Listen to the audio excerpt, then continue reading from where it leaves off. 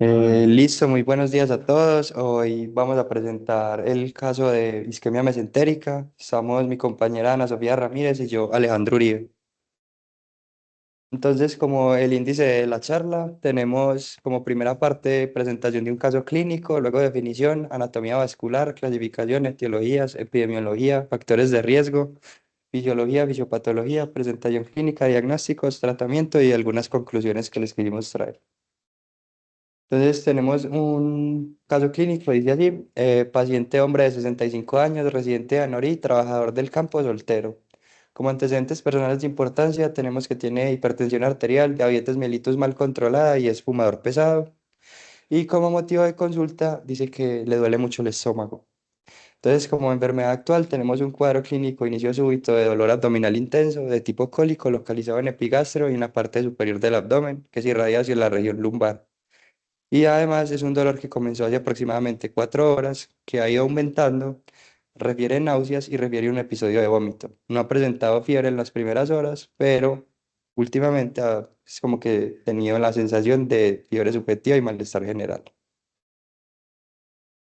Al examen físico tenemos un paciente que tiene una apariencia escénica, está pálido, está sudoroso, está dinámico y tiene unos signos pues como que sugestivos de shock, como lo son la piel fría, está también sudando húmedo y pegotudo, extremidades también como cianóticas a lo distal.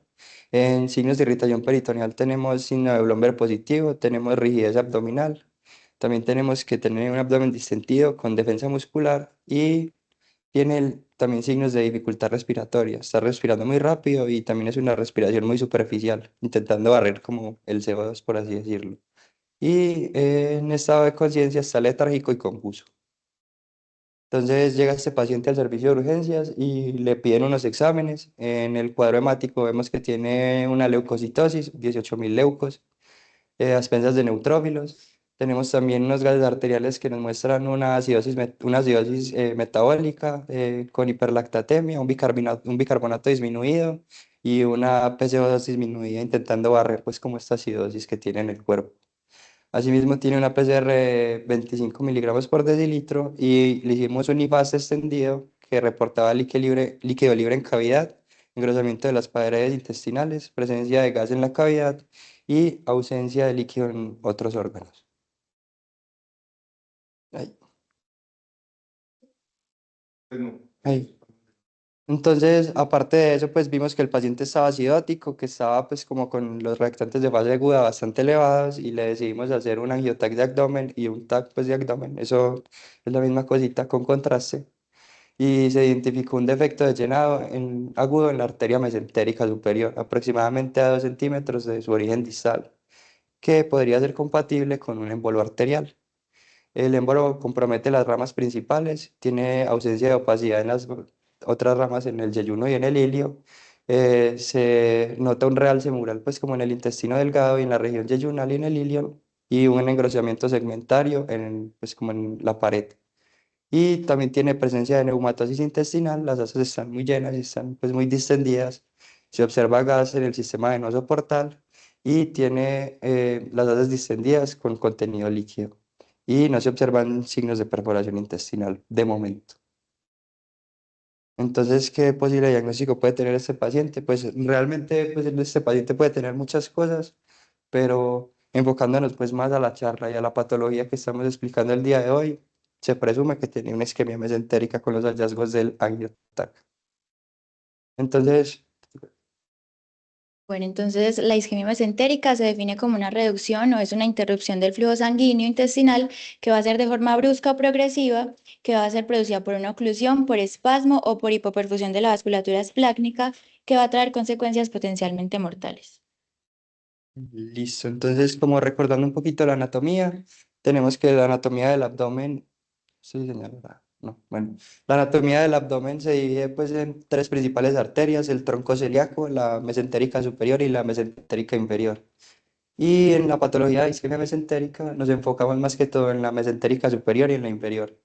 Entonces, como ramas de la mesentérica superior, tenemos que da unas ramas, las ramas yeyunales e iliales, da las ramas de la perdón, las ramas de la cólica media, las ramas de la arteria cólica derecha y las ramas de la arteria iliocólica. En la anatomía vascular también de la mesentérica inferior tenemos que da una rama marginal hacia el colon, una rama hacia el colon sigmoides, una rama hacia la arteria iliocólica, una rama hacia la arteria cólica derecha y una rama hacia la arteria cólica media que irriga, perdón, el colon transverso.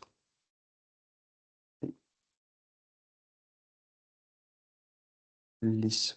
Eso lo digo yo también, listo. Clasificación. Entonces tenemos una clasificación. La isquemia mesentérica se puede dividir en aguda y crónica. En la isquemia aguda tenemos que puede ser mediada principalmente por hiperfuncción intestinal repentina y tenemos dos causas, una causa oclusiva y una causa no oclusiva. Y en la isquemia mesentérica crónica tenemos una hipoperfusión intestinal episódica y se debe más que todo a aterosclerosis mesentérica. Hágale una, entonces yo no puedo acá. Listo, como diferentes etiologías. Tenemos la etiología arterial y la etiología venosa. En la etiología arterial tenemos que se puede dar por una isquemia mesentérica no oclusiva, que dentro de las causas no oclusivas, pues ahorita hablamos un poquito acerca de ellas. Tenemos también trombosis pues como arterial y embolismo arterial. Y en la venosa tenemos pues sobre todo trombosis pues venosa de las venas mesentéricas.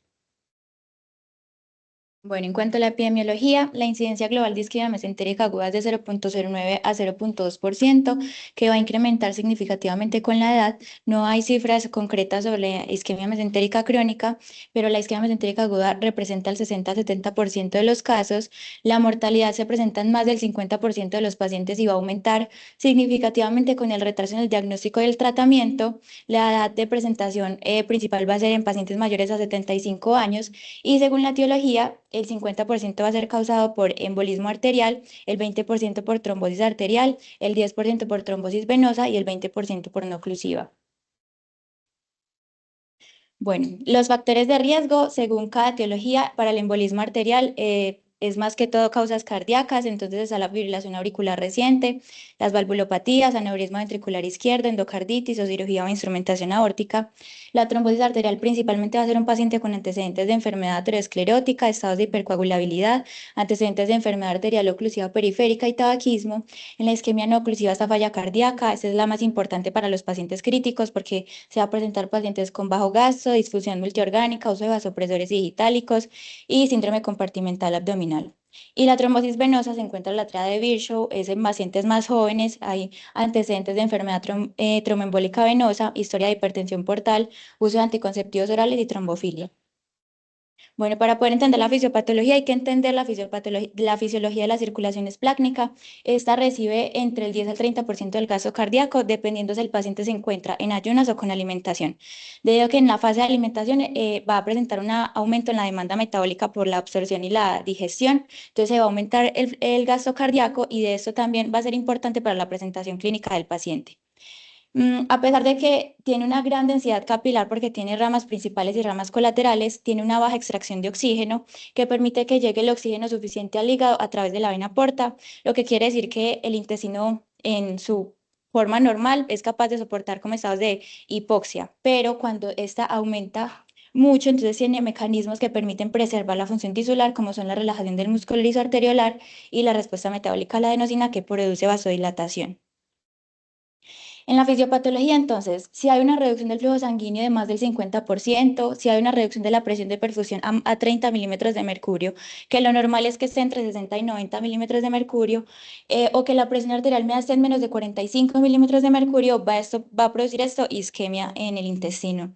Esta isquemia no se debe prolongar más de 12 horas, porque ese es el tiempo en el que el intestino es capaz de mantener hasta el 75% del flujo sanguíneo para que no haya lesiones, pero si se presenta por más de 12 horas, entonces se va a producir la lesión, que puede presentarse de dos formas. Si hay reperfusión cuando ya el paciente es tratado, va a haber liberación de radicales libres de oxígeno, subproductos tóxicos de la isquemia y activación de los neutrófilos que van a llevar a falla orgánica. Y por otro lado está la hipoperfusión, que si se perpetúa, entonces esos mecanismos de defensa que tenía el intestino para evitar esa disminución del flujo sanguíneo van a dejar de funcionar, entonces va a haber vasoconstricción, reducción del flujo y reducción del flujo sanguíneo colateral, lo que va a llevar a la necrosis de la pared y perforación. Listo, entonces como veníamos diciendo ahorita con el caso clínico y pues como con las diferentes cositas que hemos mencionado, tenemos las presentaciones clínicas más habituales. Entonces en la exploración física tenemos pues como lo que tenía el paciente. Tenemos un dolor abdominal intenso, unas anomalías pues a la exploración abdominal, sobre todo pues como signos de irritación peritoneal y rigidez pues de la tabla muscular. Podemos presentar vómitos o diarrea y puede haber pues también ausencia de insuficiencia hemodinámica. A veces los pacientes llegan solo con un dolor así tipo cólico que no mejora y va empeorando pues paulatinamente con el tiempo. También de forma precoz tenemos pues las pruebas de laboratorio, como les dijimos ahorita. Tenemos leucocitosis, elevación de los marcadores pues de inflamación. También tenemos ausencia o elevación del lactato, puede estar o no, dependiendo pues del estado en el que esté y dependiendo del estado en el que esté también el asa intestinal. Y en la tomografía computarizada podemos tener estos cuatro, cinco hallazgos: engrosamiento de la pared, edema submucoso, realce heterogéneo de la mucosa, defectos de realce de la pared digestiva y derrame intraabdominal. Y ya de forma tardía, pues ya como llegó el paciente, casi que como llegó, pues prácticamente, tenemos distensión abdominal seguida de defensa, con un cuadro de peritonismo y tenemos también insuficiencia multiorgánica. Ya dependiendo del compromiso y de la extensión de la isquemia, pues se manifestarán de formas diferentes. También pues tenemos en los gases arteriales acidosis metabólica, elevación del lactato, que nos haría pensar en una necrosis pues, de la pared intestinal.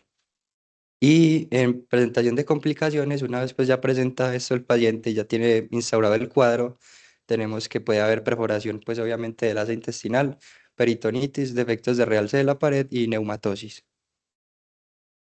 Listo, entonces tenemos más o menos una triada, se puede cumplir más o menos en la mayoría de los casos, pero pues es muy difícil, realmente el diagnóstico de esta patología es difícil y es un cuadro pues muy florido por así decirlo.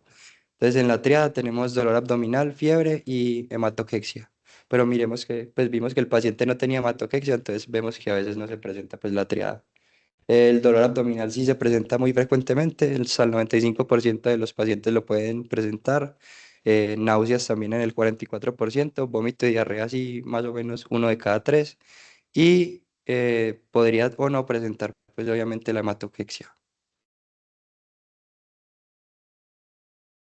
Entonces, para el diagnóstico, siempre el que el paciente se encuentre inestable va a ser diagnosticado de manera intraoperatoria. Si el paciente está estable y ahí presenta un dolor abdominal intenso que no se correlaciona con los hallazgos al examen físico, siempre es importante tenerlo en cuenta como una causa posible del abdomen agudo. Esto es un signo temprano de isquemia mesentérica aguda. Es importante realizar una historia clínica completa, caracterizar el tipo de dolor abdominal para descartar otras causas de abdomen agudo y hacer correctamente los antecedentes y los síntomas asociados para poder ubicar al paciente en la etiología precisa que pueda estar presentando.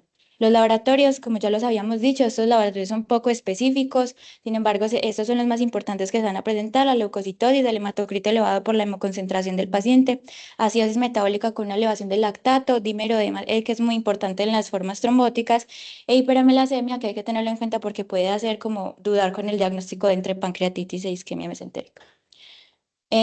Las imágenes diagnósticas son la forma más importante para poder hacer el diagnóstico. Está la radiografía simple de abdomen, que se utiliza más que todo para diagnóstico diferencial porque se presenta como normal en el 25% de los casos. Hay datos se presentan datos inespecíficos como el engrosamiento de la pared y neumatosis, y ya se vuelve positiva cuando hay perforación intestinal que se presenta con neumoperitoneo. El ecodoppler se utiliza más que todo para isquemia mesentérica crónica, se utiliza según su disponibilidad y me va a permitir identificar estenos y oclusiones proximales, y su sensibilidad disminuye cuando son lesiones distales. La imagen de elección, como se hizo en el caso clínico, es el AngioTAC en pacientes hemodinámicamente estables y a pesar de que presenten falla renal. Tiene una sensibilidad del 93% y una especificidad del 96%. Se utiliza con contraste intravenoso, está contraindicado el contraste oral y se usa una técnica bifásica. En la fase precontraste se van a encontrar calcificaciones vasculares y hemorragias intramurales, y en la fase arterial y venosa se van a encontrar trombos arteriales o venosos, ausencia de realce de la pared e infartos de otros órganos. Va a permitir valorar la localización, la extensión de la obstrucción, caracterizar la lesión del árbol bronquial y los posibles accesos vasculares para la intervención. Y en la isquemia mesentérica crónica, para que pueda ser diagnóstica, debe ser debe haber una afectación de al menos dos de los tres vasos viscerales porque se ha visto que en ancianos puede haber una oclusión parcial de alguno de los tres vasos de manera sintomática. Y el gold standard va a ser la arteriografía que se utiliza como diagnóstico de tratamiento, requiere radiología intervencionista y para la isquemia mesentérica crónica se utiliza cuando hay dudas o requiere un estado hemodinámico, dinámico para la revascularización del paciente. Entonces ahí en las imágenes se puede ver calcificación de la aorta, que me indica una trombosis arterial. Se puede ver, como habíamos dicho, dilatación del intestino, ausencia de realce de las paredes por la isquemia, neumatosis, que es aire dentro de la pared del intestino, y neumatosis de la porta, que me indica cuando ya hay necrosis. Listo, entonces como el tratamiento pues como principal de todas las patologías pues como quirúrgicas tenemos que identificar muy bien si el paciente está estable o inestable. Entonces, por ejemplo, en el paciente estable, uno obviamente tiene más tiempo para hacer analítica, hacerle rayos X de tórax, hacer una ecografía y de pronto sospechar en algún tipo de peritonismo o de alguna patología pues como del abdomen. En la parte de los pacientes inestables, obviamente si llega un paciente inestable, lo primero que hay que hacer es estabilizarlo, entonces hay que monitorizarlo, darle soporte hemodinámico, intentar tener dos accesos periféricos y uno central, corregir la acidosis metabólica, que es lo que más pone malucos a los pacientes, tener o iniciar una antibiótico terapia de amplio espectro, porque pues como se presume en la patología, obviamente si hay necrosis del tejido, va a haber proliferación bacteriana y va a haber pues una sepsis de origen abdominal probablemente. Y se le da también manejo con sonda nasogástrica o sonda vesical. La sonda nasogástrica sirve sobre todo en los cuadros en los que hay obstrucción intestinal y en la sonda vesical es para cuantificar pues el gasto urinario y ver pues cómo está el paciente perfundiendo distalmente. Ante la sospecha, pues obviamente de la isquemia mesentérica, obviamente tenemos que valorar los antecedentes y las causas precipitantes. Cada paciente es diferente, cada paciente tiene sus diferentes, pues como factores de riesgo que lo predisponen a esta patología y es muy importante, pues obviamente eh, hacer pues como un enfoque de cada paciente para saber o para sospechar o presumir una diferente pues etiología de la isquemia. Aparte de esto, tenemos también que tiene hipercoagulabilidad, esto sobre todo en pacientes jóvenes, sospechando pues en una causa más arterial, aterosclerosis generalizada en pacientes, por ejemplo, ancianos, que se podría ver sobre todo en estos, y o para dar manejo a los pacientes que están muy inestables, que estén en shock o que estén pues con la necesidad de vasopresores, pues pasarlos a una UCI. Entonces, lo más importante después de identificar estas causas es ver si el paciente definitivamente tiene algún signo de peritonismo o no. El peritonismo es pues la irritación peritoneal. Si tiene peritonismo y está inestable, o si tiene peritonismo y está inestable, sí o sí hay que llevarlo a una laparotomía exploratoria para saber qué es lo que realmente tiene. Si no tiene peritonismo y podemos tener un poquito más de tiempo y estudiarlo más, se le hace un angiotac pues como para saber realmente cuál es la causa y si hay otra etiología pues como de base. Y eso nos daría ya pues como una sospecha o un diagnóstico de las diferentes causas, que sea una isquemia mesentérica pues aguda. Otras causas puede que los pacientes se presenten con un cuadro muy similar, pero que no tengan isquemia mesentérica, pueden tener alguna otra patología abdominal. Y también están los pacientes en los que simplemente el estudio sale negativo, nos los dejan en un periodo como de rollout, entonces hay que dejarlos o en observación o sospechar algo. Y si sigo sospechando en que realmente el paciente no mejora, sigue empeorándose y realmente me suena mucho a que tiene una patología como la isquemia mesentérica, pues pedir el gold standard que es la anteriografía. Entonces ya también en manejo, pues o el algoritmo de manejo en la isquemia mesentérica aguda, como vimos ahorita, si tiene peritonismo o no, si tiene peritonismo se va a llevar pues obviamente una laparotomía. En la laparotomía lo que se intenta es buscar dónde está la causa de la isquemia o en qué lugar y darle manejo pues como a esto. En la mayoría de los casos ya hay una hipoxia establecida y un daño establecido, entonces por lo general pues terminan en colectomías o en colectomías parciales, pues como de la isquemia. Aparte de eso, pues también tenemos un paciente que está joven y estable y un paciente que está anciano e inestable. Los pacientes jóvenes estables pueden ser llevados a cirugía, sin embargo, los pacientes ancianos obviamente tienen pues como un cuadro muy, muy diferente y hay que llevarlo pues como a una balanza de ver si realmente llevarlo a la intervención quirúrgica va a cambiar algo en el cuadro o definitivamente no. Y por otro lado, cuando tenemos los pacientes que no tienen peritonismo, se les puede hacer obviamente pues el estudio, la arteriografía, La arteriografía por lo general, pues sí, reporta trombosis. En algunos casos no es posible pues como llevarlos a la cirugía. En la mayoría de los casos sí, se lleva por cirugía radiointervencionista. Se intenta hacer una revascularización y poner un stent. Y en algunos casos se tiene éxito, en otros casos pues no se tiene éxito y deben ser sometidos a un segundo acto quirúrgico para poder pues como manejar las complicaciones de la patología. En algunos de los pues, manejos quirúrgicos que hay está el TEA y el bypass, y en otras partes también usan la embolectomía. Esto lleva como a la mejoría, pues como la mayoría de los casos de la causa, más no nos ayuda pues como a diferenciar o ayudarle al paciente realmente cómo vaya a ser pues como en la prospección de su evolución. Pasa allá. Y en las isquemias mesentéricas crónicas, estos son cuadros un poquito más insidiosos. Se tiene que hacer pues como una diferenciación bastante marcada pues en las dos cosas, pero realmente es el mismo manejo que en la aguda. Entonces, en algunos casos, cuando tienen peritonismo persistente, pues se tienen que llevar a la parotomía, se tiene que hacer, dependiendo del compromiso o donde esté ocluyendo, pues como el émbolo o el trombo, se tiene que hacer o un segmento, se tiene que cortar un segmento corto, o si definitivamente el trombo es muy proximal, va a comprometer pues más extensión del intestino y va a tener que hacer otras cositas. En la patología que es de segmento extenso tenemos también un concepto que es de viabilidad y de no viabilidad.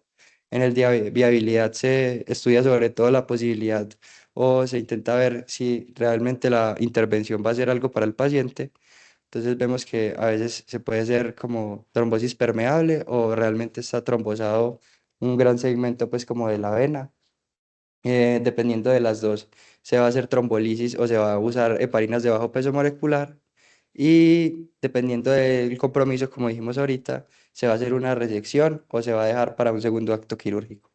Cuando no es viable, pues definitivamente se da manejo es más como paliativo o se intenta pues como salvar lo que más se pueda del intestino, pero esto ya va pues en cada cirujano. Y en las que son de resolución, pues, o el que no tienen peritonismo como establecido, se podría dar manejo con heparinas de bajo peso molecular, dejar en observación, y en algunos casos se pueden usar los dicunarínicos. Qué pena con eso.